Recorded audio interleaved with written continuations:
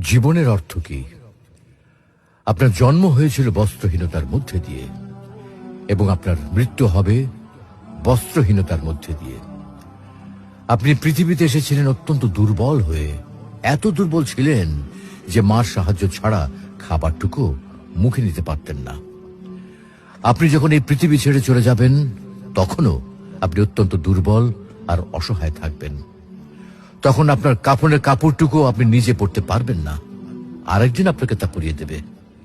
যখন আপনি এই পৃথিবীতে এসেছিলেন তখন আপনার অর্থ সম্পদ কিছুই ছিল না।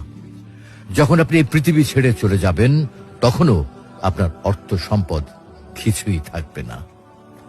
আপনাকে প্রথম গোছল যেমন অন্য কেউ দিয়েছিল, তেমনি আপনার শেষ গোছলও অন্য কেউ দেবে। আপনি যেমন পৃথিবীতে একা এসেছিলেন, ঠিক তেমনি ভাবে আপনাকে পৃথিবী থেকে একাই চলে যেতে হবে। আপনার সঙ্গে আপনার প্রিয়জন কেউ যাবেন না। হ্যাঁ, এটাই জীবন, এটাই তো জীবন। তাহলে কেন এত মারামারি, এত সংঘাত, এত হানাহানি? কেন এত বিদ্বেষ? কেন এত হিংসা? কেন এত বেইমানি? তাই সকলের প্রতি দয়াশীল হন, সকলকে আপন করে নিন এই ক্ষণিকের যাত্রায়। জীবন খুবই সংক্ষিপ্ত, সুতরাং জীবনকে মহৎ কাজে উৎসর্গ করুন। সর্বদাই নিজের ও মানুষের কল্যাণ করুন, অনর্থক কাজ